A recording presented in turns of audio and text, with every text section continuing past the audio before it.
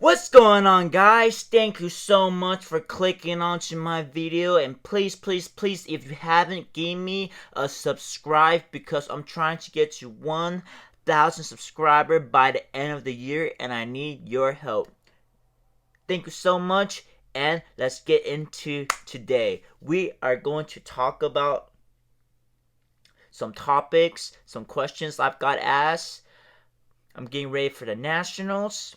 My Beckett, first ever Beckett return, and my pet peeves going to car shows. So get into it and ready, set, let's get it fired up, baby! Woo!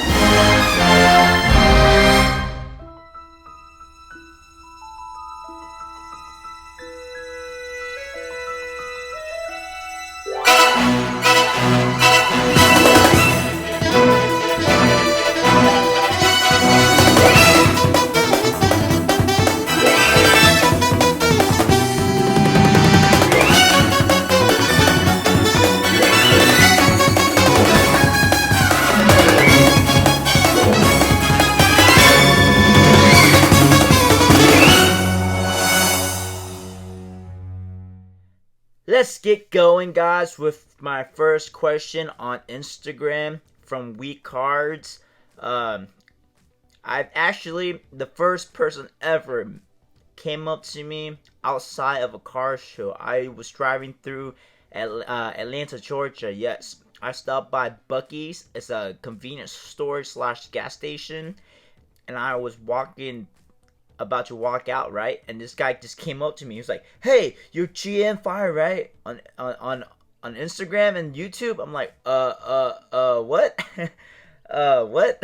It's like, "Yeah, man, I saw you I saw your videos, I saw your channel." I'm like, "Wow, this is crazy. I have like 50 subscribers at the time." I'm like, "What? This is the craziest thing ever." But that was so awesome. So shout out to you, Weak Card. Follow him on Instagram if you guys can. And he asked, how do you decide which car show to go to and the value proportion of traveling? So, I live in Knoxville, Tennessee, and fortunately for me, there's a lot, it's like 3 to 4 hours away from a lot of cities like Nashville, Atlanta, Asheville, Charlotte, stuff like that, you know. So I usually go on Beckett venue and I look up what show is happening this weekend for me, and I will look at the surrounding states for me, Ohio, Indiana, stuff like that too, but that's a little bit further. But those 3 states that I said, Nashville area, Georgia area, Alabama area, and North and South Carolina area, I see what's like the nearest city around me, and I would try to look for places with the most tables, of course the shortest distance to me, and I would try calling other people or messaging other people on social media and see if they are going as well, and see if they've been there before and see how it is. So I do recommend you guys to do a little bit of research. You know, call the guy that's running the show, ask him about the show, see, because some shows, they have like not just cars, you see like 200 tables, but half of it are toys, you know, so they're not all cards, and some have vintage. Like this one time I drove, I want to say like 7 hours or 6 or 7 hours to Cincinnati, Ohio. And it turned out to be an all vintage show with like a lot of memorabilia, stuff like that, which I knew nothing about. So I drove there, paid my $5 tuition to get in there for 20 minutes and walked out. So that was fun. So I recommend you guys calling ahead, do a little bit of research if you guys go to travel to go to sports shows. And for me, I just pick whichever is closest to me that has the best potential. You know, the more tables the better, of course. And I try to, you know, hit up people, carpool with people, share rooms with people and stuff like that when I travel to save a little bit of money. But, and since gas price is pretty expensive now, so that's one thing I like to do better on. But of course, if you can't afford it, get your own hotel room, for the privacy, for just just comfortability. You don't have to like some people like to snore, or some people like to like talk to their friends or whatever at 2 or 3 a.m. And some people just like to wake up really early. Everybody's different. I understand, but yeah, I try to carpool and get roommates if I can. Next question. So next question is from Pokemon Wrestling Cards. Fun fact, he was my first ever giveaway on Instagram, so shout out to you. I hope you got the card already. It's autographed Finn Balor, so I hope you got it already. And his question is, your hobby goals in 5 years. My goals in 5 years is I PC Lakers autograph of guys that won championships. So I would like to have, right now I have a 2-row filled up with them, but they're in one touch, so not too many cards. I would like to get a 5-row filled up with autograph cards, and of course I would like to get some Kobe Bryant autographs. That's still a little bit too, I don't want to spend all that 2-3 grand on a Kobe card right now, but I would love to one day in the future. And of course I would love to have a LeBron James in Laker uniform auto. Hopefully in 5 years Fanatics does something, and maybe they get the rights or partner up with Upper Deck or whatever, and they get the rights to LeBron and Jordan. That would be awesome as well. I also PC Peyton Manning, and right now my favorite player right now is Kawhi Leonard, so I would like to grow that up. Those are the guys that are very undervalued according to everybody. Peyton Manning, one of the greatest player ever, super undervalued compared to other players. Kawhi Leonard as well, of course. Peyton Manning's been retired, so kind of forgot about him. But Kawhi Leonard, who's been hurt the last couple of years, but it's a good time for me to pick them up because he is so cheap right now, and hopefully when he comes back he can prove the doubter wrong and show him why he is the top 3 best players in the league. My goals for 5 years is, of course, grow my inventory. I would like to have a lot of inventory. I would like to have more high-end cars that I can hold, and the longer I hold, it will increase in value. Like 52 Topps Mickey Mantles, or first edition Charizard, or some trophy cards for Pokemon, or some prize cards for Yu-Gi-Oh. For Magic the Gathering, they have a reserve list of which are like vintage cards that they're not allowed to reprint. So some of those I would like to increase my inventory on those. Alpha cards for Magic, like of course I would love to have the Power 9s. I would like to grow my inventory, grow my brand a little bit higher, and yeah, I would just like to grow a lot more, get more inventory for the next 5 years, hopefully. So today I got my Beckett return. So it's my first time ever submitting cars to get graded myself. I was at Dallas Car Show, Beckett was there, and I wasn't planning to, but I walked by them. They were empty. They sat me down and we talked about it. I'm like, why not? I pulled out a Mike Trout auto and I pulled out a Ronald Acuna auto. I'm like, let's get this graded because they're thick cards, and Beckett's are, I like big thick cards with Beckett better, and I guess they're a little bit easier with Beckett. Finally, I got them back today. Raw. They're still raw. They're not graded. Because Beckett. How awesome is Beckett? Sent me an email saying my credit card was declined. So, they can't grade my cards. But they want me to give my credit card information through the email. I'm like, I don't feel comfortable though. I don't feel comfortable with that. So can I just cancel my order and ship my card back? They're like, yeah, sure. Week later, got my card back. Cool. Guess what? They charged me $80 on my supposedly declined credit card for shipping, for return shipment. Wait, what? I thought you just said my card was declined. How are you able to charge me $80 to return my card with my shipping, with my greeting fees, with insurance and shipping was only $150? So I literally spent $80 for them to look at my cards and send it back to me. So I'm not using Beckett anymore. I sent them an email asking like, what the heck was that? Haven't gotten a reply yet, but we'll see what happens. Obviously, I'm a small fish still, so they're probably not gonna care. But yeah, I guess I am not using Beckett anymore. That sucks for me. Next, the Nationals, Sport Car Nationals in Atlantic City. This will be my first time ever attending the Nationals. I was gonna go last year in Chicago, but I booked my flight and everything last minute. When I looked, the cheapest hotel was like $800 for the weekend.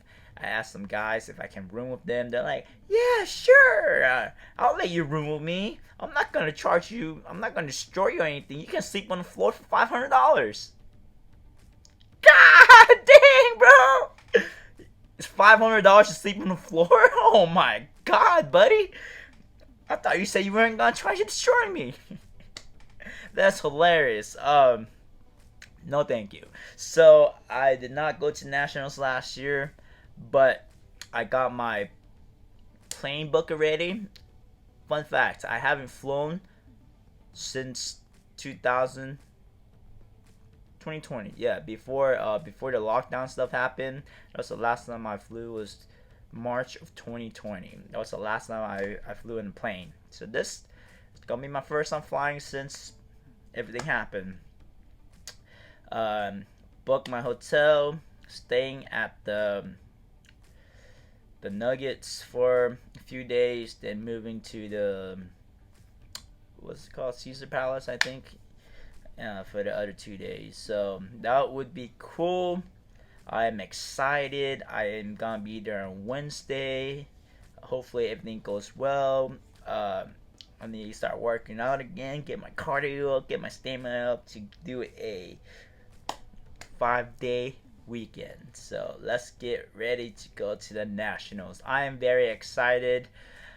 Never been to Atlantic City either. It looks really cool. It looks like a Las Vegas on the beach. But I've been doing my research, watching a lot of videos about Atlantic City.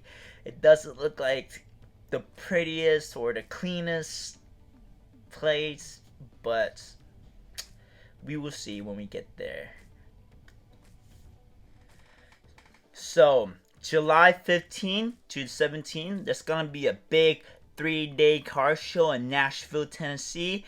I'm gonna be there. We're gonna set up there. We got 7 tables. We got everything from vintage, modern, high-end, low-end, value box, value slabs, wax, retail, hobby, Pokemon, Yu-Gi-Oh! Magic, everything. We're always buying, we're always trading, and we're always down to make some deals. So if you're around Nashville July 15 to July 17, come on by, come see us. We will hook you up. Let's make some deals, or just come by and take a look. Whatever, just come by. Let's get it. We're excited about that.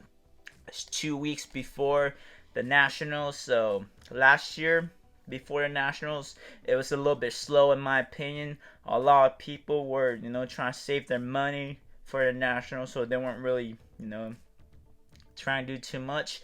But on the other hand, a lot of people were going out, trying to sell their cars to get some money for the Nationals and stuff like that. So that was cool. You might get some good deals too.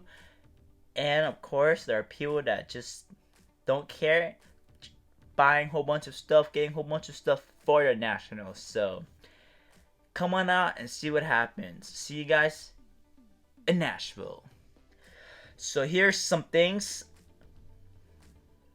It's kind of, I feel kind of bad about talking about this, but these are some of my pet peeves at car shows. So as a vendor,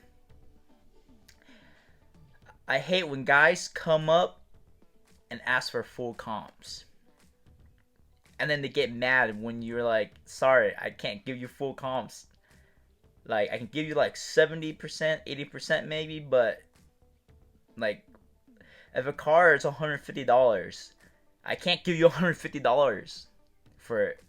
Like, what am I gonna do with it? Sell it for $140? Is that what I'm supposed to do? The guy that sold it for $150 on eBay, he didn't even get $150. After fees, shipping, tax, all that stuff, he probably got like $120. Maybe even less, you know? Depends on what your level is on eBay. Fee base, as they call it. So, I'm offering you like 70-80%, which is probably how much the guy that sold it for got. And then they would get upset. I'm like, I mean, like, what do you want me to do? Like, who's gonna buy cars for comp, especially a vendor?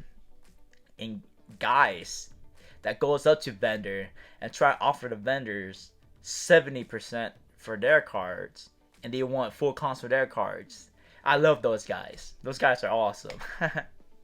Okay, so I'm spending thousands of dollars driving hundreds of miles for you, and then like pay for the tables and all that stuff, and I'm gonna sell my stuff for 70% to you, and then I'll buy your stuff for full price. Yep, smart. Yeah, exactly. Yeah, nice. So another thing is like, I mean, I understand why they're doing this. It's the hustle. I get it. But guys that value your cards at the lowest comps. For example, the last 5 comps is 150, 130, 95, 110, and 120. And they look at the lowest comp, which is 95, and they'll be like, alright, so your car is worth $95, so I'm going to give you $80 on your cars. I'm like, there's like 5 other comps for 120 to 150. I mean, I'm not going to value at the highest comp, but I'm not going to value at the lowest comp either. I'll average everything out, and I'll probably put this car at like 120, 130. I think that's super fair. And then they get upset. It's like, no, that's too high. You know, it's $95, whatever. Like, dude, that's one comp for $95, and the other 4 comps are $120 or more. Like, what? That's not how that works. I understand. I get what they're doing. They want to get the cars as cheap as possible, but that's not how that works. I wish that's how that works. I'll just go sell everything for $1 and end it now. And then, hey, look, your $10,000 car's only worth $1, bro. Look, there's a comp for $1, so it's worth $1, right? And you know, if you pull something like that on them, they'll get super upset. So a guy trying to do this thing on me, right? And I literally did the exact same thing to him, and he got super upset. It's hilarious. This is so funny. The stuff you see at car shows is hilarious. So the next 2 are kind of related. Is guys that jump into conversations that they're not a part of.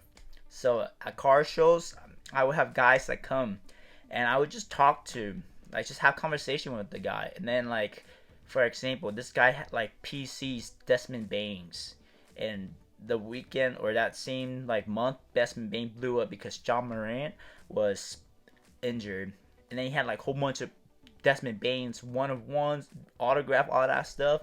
I'm like, wow, like you're either like really good at predicting things, or like you really like Desmond Bain. And I was like, hey man, like why like he told me he PC Desmond Bain, and I asked him like, how come you PC Desmond Bain? Is there a reason? And then another guy just like not even part of their conversation, just like he was like, why not? I'm like, I'm not even talking to you. Why are you like jumping into this conversation? Like, what? And then the guy answered me because Desmond Bain grew up in his town, and he saw him growing up as a kid, play high school basketball in the high school that he went to, all that stuff, and he knew Desmond Bain since Desmond Bain was a kid. So that's how he started collecting Desmond Bain cars, since Desmond Bain went to the NBA. And then when John Moran got hurt, Desmond Bain blew up, and his cars like went crazy. And apparently he made a lot of money off Desmond Bain cards. So that was cool. But like multiple occasions, like if you're not a part of a conversation, like, okay, cool, sit there and listen. But why are you jumping into like people conversation for? Like, what? Why not? I hate when people say like, why not? Like, shut up. I'm not asking you. I'm asking this guy why he does this, so I like can see his point of view. Like, why not? Like, that's such a stupid answer. When people say why not, they're just like arrogant. Like, that's so stupid. You don't even have conversation with people like that. Like, so why'd you pick this one over this one? And the answer is why not? Like, the conversation is over. Like, don't even talk to that person anymore, because they gonna say why not? That's so stupid. Why not? So the next question is kind of related, is guys that jump into your deals. Like another conversation. I had a conversation with this guy. I asked him, hey man, how much do you want for your card? And he was like, I want $100 for it. It's a PSA 10, number of 150. I think 100 is pretty good. So I'm like looking at comps. I'm like, I don't know, 150 might be a little high. And this kid next to him, he was like, what? 150? That's a good deal, man. If you don't buy it, I'm gonna buy it. I'm like, all right, pull out $100, give it to him right now. Pull $100 and give it to him right now for the card. And the kid was like, wait, let me check comps.